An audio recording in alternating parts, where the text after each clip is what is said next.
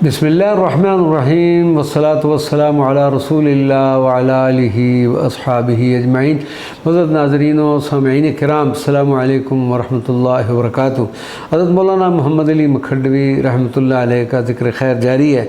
आप अभी तौसा शरीफ में हज़रत ख्वाजा ख्वाजगान हज़रत शाह सुलेमान तौसवी रहमतुल्लाह अलैह की बारगाह में मौजूद थे।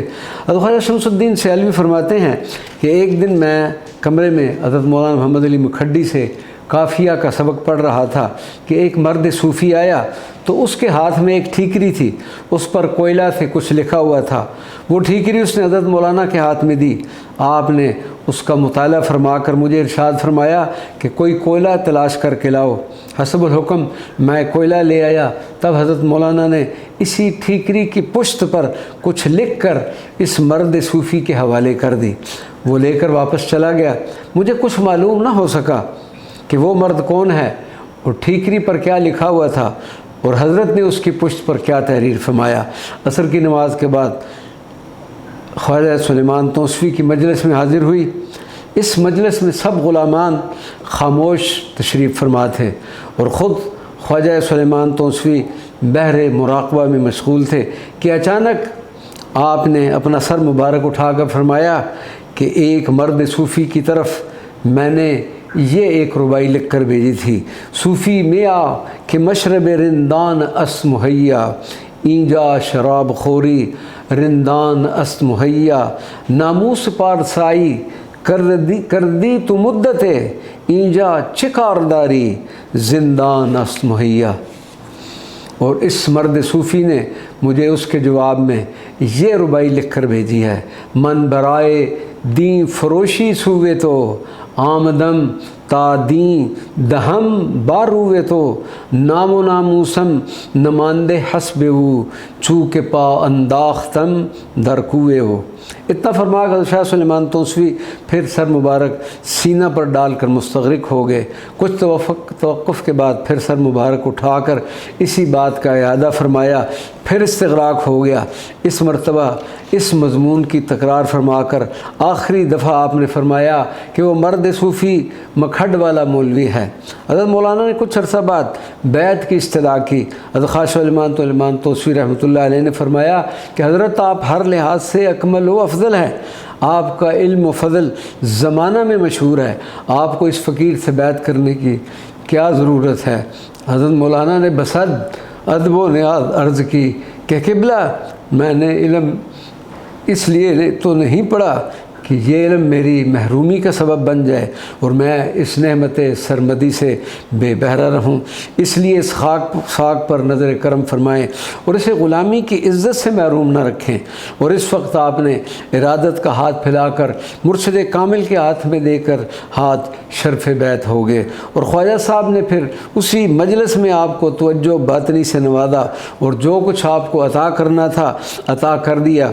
और फिर उसी वक्त आपको खिरक़े खिलाफत व इजाज़त व बैत से सरफराज फरमा कर हुक्म फरमाया कि वापस मखड जाकर खल्क़ खुदा की रहनुमाई करो। हज़रत मौलाना का सफ़र आखिरत। हज़रत मौलाना का विसाल 29 रमज़ानुल मुबारक 1253 हिजरी सुबह सादिक के तुलू से कुछ पहले हुआ और ज़वाल से पहले नमाज जनाजा अदा करके इस आफ्ताब हिदायत के जिस्म अतर को सुपुर्द खाक कर दिया गया। आपका विसाल मुबारक हज़रत ख्वाजा शाह सुलेमान तौसवी की हयात मुबारका में हुआ। विसाल से चंद दिन बाद मिदार पुरअनवार के गिर्द एक हवेली बनाई गई और मिदार अक़दस को चूने से पुख्ता किया गया।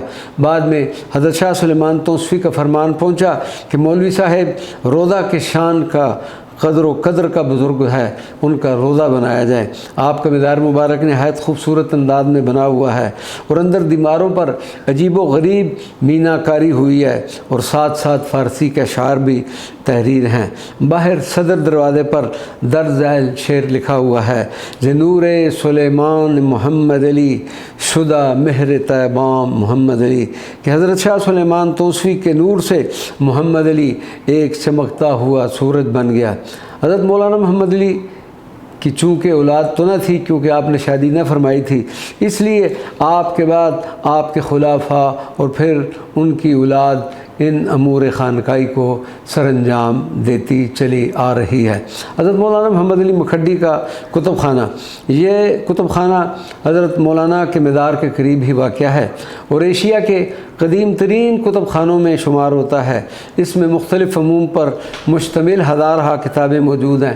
صرف قلمی نسخوں کی تعداد 2000 سے کم نہیں، جن میں سیرت، حدیث، فقہ، اور یہ جو میں نے تعداد بتائی یہ تقریباً 20 سال پرانی ہے جس وقت حاضری کا شرف حاصل ہوا تھا۔